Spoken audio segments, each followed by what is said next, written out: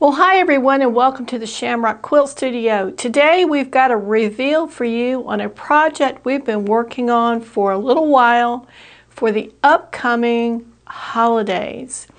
And this project is the Bringing Home the Christmas Tree quilt out of the Vintage Christmas book.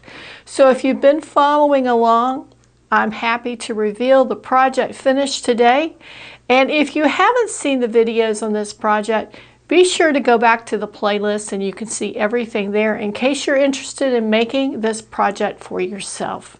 So join us right after this, and I'm going to be talking about some of the details in the project and how I decided to finish it with quilting and binding, and we'll have that all for you just right after this.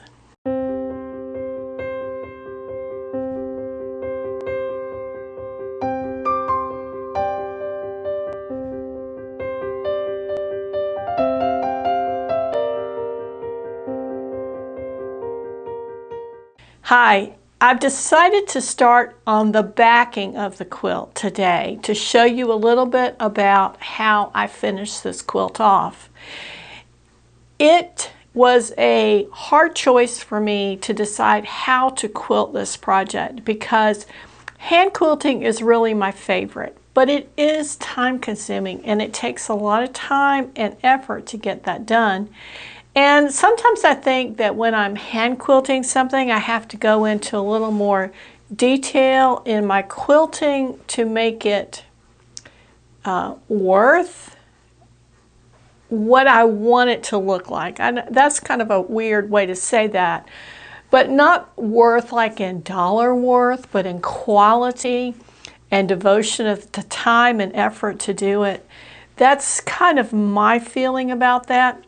Whereas when I'm doing something that's machine quilted, it's kind of a quick and easy process in my mind. Now actually doing it is not quite quick or easy, but it does speed the process through a little more than hand quilting.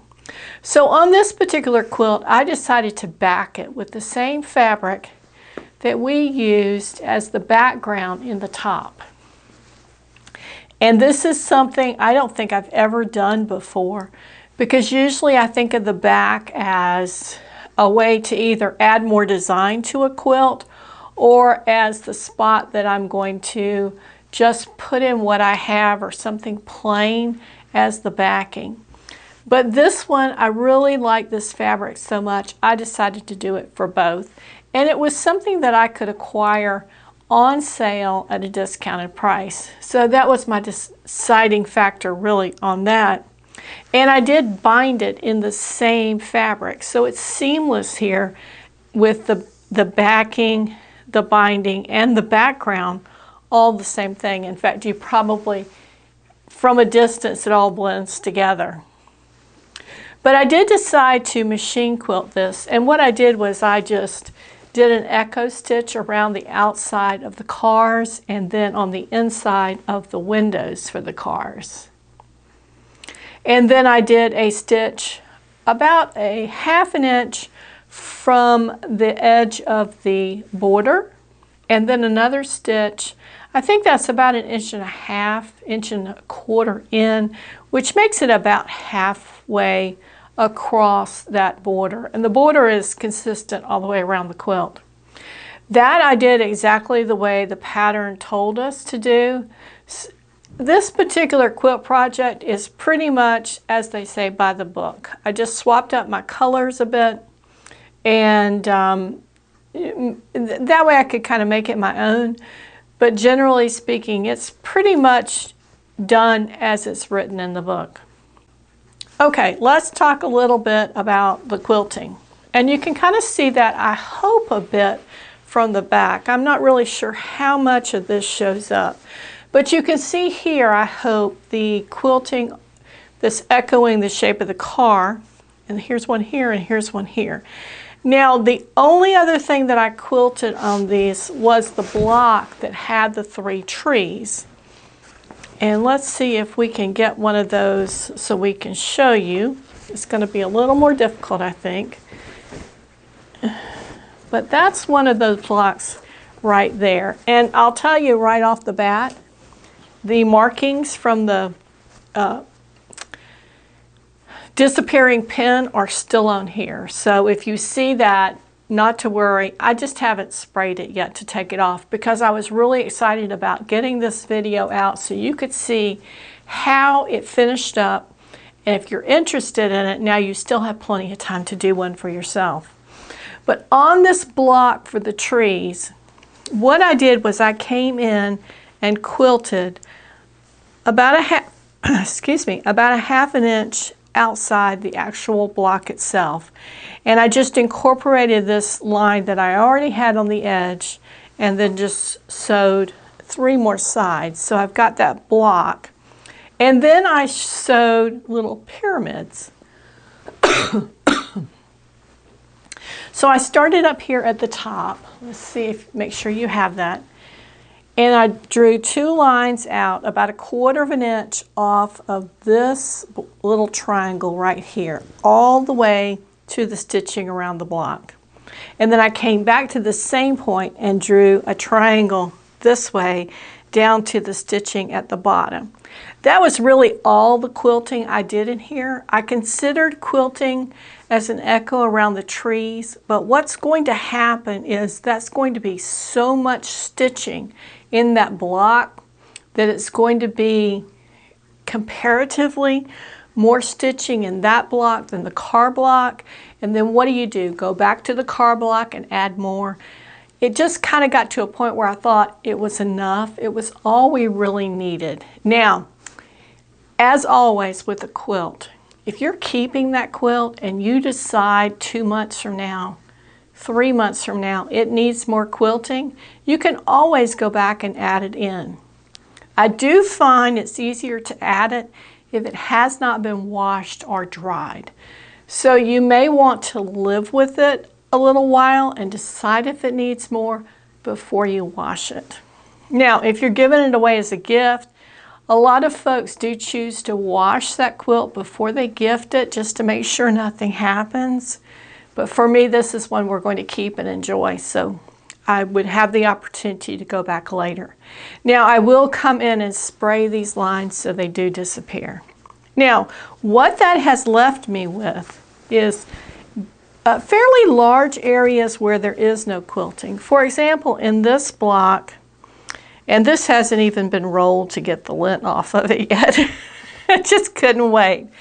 In this block with the car, this whole area here where it's all background and this whole stripe here with the tree that sits on top of the car is not quilted. So you could choose to go in and do some random quilting in that area if you wanted to. And maybe that would be something I would do, but I'm not doing it right now. I may decide to come back in and just quilt a single line from here up in the tree, and then maybe something that comes from here over here, just to hold it in place. And this particular batting I've used in this quilt, I've never used before, so I don't know how it's going to hold up.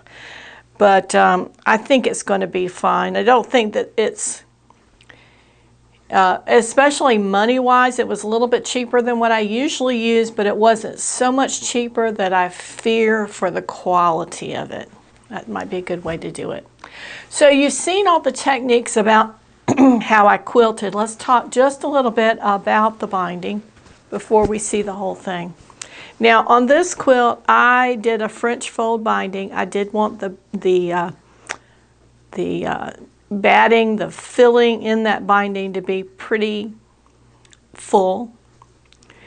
And I stitched it on about 1/2 inch, probably 3/8 to 1/2 inch from the edge of the trimmed quilt top, or from the quilt sandwich.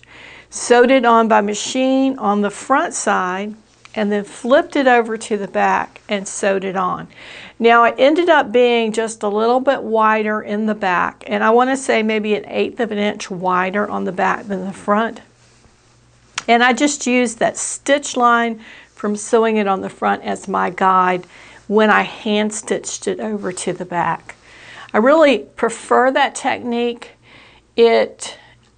is a little more accurate than sewing it on the front and the back by hand, but it does create a nice seam on the front, and then the back is hand stitched, so that if there are any areas where it is a little narrow or a little wide, you can really accommodate that with that hand stitching and just pull it a little bit or ease it a little bit so that it adjusts and you get a nice straight line. And that also allows you to manipulate your corners so you get as nice of a corner as you can. Okay, what we're going to do is we're going to take a break right now, and I'm going to hang this up on the wall behind me. It is a pretty large quilt. I'll give you the exact dimensions once I get it hung up. But more than likely, you're not going to be able to see quite all of it, but I think you'll see enough of it that you'll know how it looks and what to expect if you do one on your own. We'll be back in just a minute with that. Okay, so here it is. Bringing Home the Christmas Tree out of the Vintage Christmas book. This is a pattern by Lori Holt of My Bonnet Company. And like I said, it is done, as far as I know, exactly the way the pattern is written, as far as the pieces we used and the size and so forth. Now, my quilt is about 75 this way and about 69 this way, which really ends up being pretty much what the dimensions in the book are. The dimensions are 68.5 by 74.5. So we are right there at that size that it should be, which is a good thing, right? I kind of feel a bit like a weatherman. Anyway, back to the quilt. It is lightly quilted is how I would call it. And you can see there are large areas that do not have quilting. And like I said before, I may come in later and do that. But I wanted to finish this quilt pretty quickly and pretty early in the year so you could get an idea of what you could do as far as a quilt project for the holidays. It's just so cute, and the old-fashioned look of the cars is just enough to give you just a little bit of that vintage feel. So all in all, I thought this was a great pattern. It is not so complicated that a experienced beginner could tackle this pretty easily. I think if this was the first quilt that you had ever done, or the first time you had worked on the piecing methodology that is used in this book, it could be a little bit confusing. But if you wanted to tackle it and you are a beginner, what I would say is pick one of the blocks that might not necessarily be this particular pattern, but just any block, and just do it with some scrap fabrics and just kind of feel your way through how the pieces are put together and how they're cut. For example, I want to just kind of give you an idea. If we look here at the back of this car, you can see that there's a little pointy edge here in the yellow, and then there's this block that is the background fabric. So the methodology for this particular design is that you're going to put this and this together. So you got a little tiny piece of fabric, and working with those little pieces of fabric, especially when you got a big piece and a little piece, can be a little bit tricky. So if you have a little bit of experience and you work through how those go together, I think you'll find the whole idea of putting this together the way the instructions read really great. And if you are interested in doing this quilt, there's a whole series of videos now on the playlist for Bringing Home the Christmas Tree. Take a look at it. There's probably a good chance that if you have a question about something, it's something we did here, and you may find the answers to your questions there. I really love this. I loved it from the first time I saw it, and I just wasn't sure I wanted to commit to it. And then I got to thinking about what a great design to use on the channel, because I like to mix up what we do here: machine piecing, hand piecing, EPP, applique, a little bit of everything. And this is a great way to use machine piecing in kind of a non-traditional way. We don't have a quilt with 12 different blocks, and we don't have a quilt with one block repeated 12 times, let's say. We've got a similar block repeated with different colors, but we've got a lot of techniques going on, and it is not your traditional sampler way of putting a quilt together. So for someone who doesn't like that old-fashioned traditional blocks, it's a great pattern. It's a great experience.